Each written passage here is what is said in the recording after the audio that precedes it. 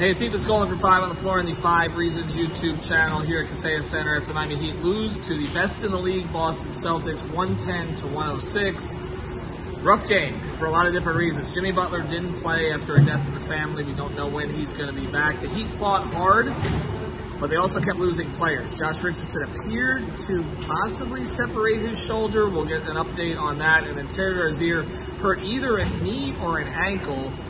And Miami still was in this thing at the end. Tyler Hero had 24 points after a very, very slow start. And Miami's final group of Highsmith, Martin, Bam, Hero, and Duncan Robinson, who nearly had his own shoulder separated by Jaylen Brown, but kept pushing back. But again, not enough at the end. Highsmith missed the big three. Bam missed a shot that was makeable. They came close, Alex. I said this during the game. If they showed this kind of fight in a lot of the other games earlier this season, their record would look a lot different. Yeah, and this is the type of game that I feel like we've been expecting from them versus the best teams in the East or the best teams in the league in general, more often than not. And I feel like we didn't get that earlier in the season with some of those matchups. And so it's cool to see them fight. Like, I really did not think they should have even been in this game by the way that things are going. And like you said, all the guys just coming in and out like it was nobody's business. They could have easily just given up and it could have turned into a blowout. But hey, man, they sustained. I thought the defensive effort was there tonight. I thought they did just completely night and day effort when it comes to the last Celtics matchup with the way that they were. Even though they did some switching still, I thought they were much better with the help this time. They threw in a lot of zone throughout the middle of the game there, and then towards the end, we're back in man. And I thought in general, that's what kind of kept them in the game because it absolutely was not the offense. And, you know, we kind of get back to that. I always say, you know, keep it defense first and let everything else play from there.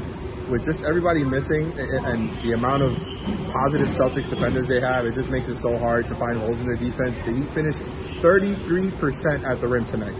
They finished with 8 more attempts total at the rim than the Celtics. And yeah, like I said, 7 of 21. It's unacceptable. Not only that, they shot 30% from three. You know, did well in the mid-range. But the problem is, you look at the Celtics, did better than you in the mid-range by percentage, and killed you from three, 42% from three.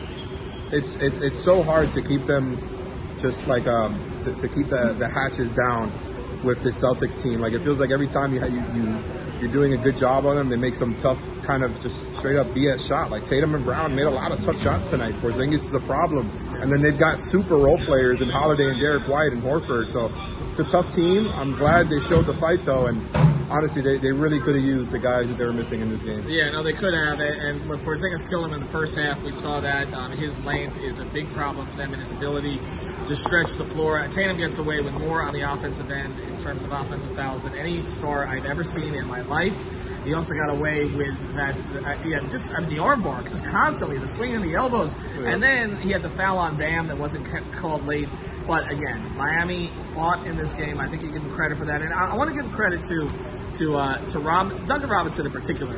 He fought back today. I mean, yeah. He didn't take any garbage. This is not a Heat team that has a Haslam, that has a PJ Tucker, didn't even have a Jimmy today. Duncan Robinson, enforcer? I don't think we were expecting that. But they should have given him the ball more towards the end, by the way. I feel like he didn't touch the ball. And Tyler and Bam did good, you know, but it felt like you got to take advantage of some of that firiness from Duncan. They didn't get the ball to 55 at all. They definitely should have. And I give Duncan and Tyler credit for their defense down the stretch. They were part of that five-man unit that did some good things. Again, Highsmith had the open three. You know, not the guy you're counting on to make it, but I don't give Tyler any grief for making the pass to him. He got into the lane, didn't have a play there. So anyway, the Miami Heat lose 110-106. Now we get the updates about Rozier and Richardson. So stay tuned to the channel. And again, I'm not expecting Jimmy Butler to be back until after the All-Star break. So they're going to have to piece this thing together for a little while. Milwaukee and Philadelphia before the break. Have a good one, everybody.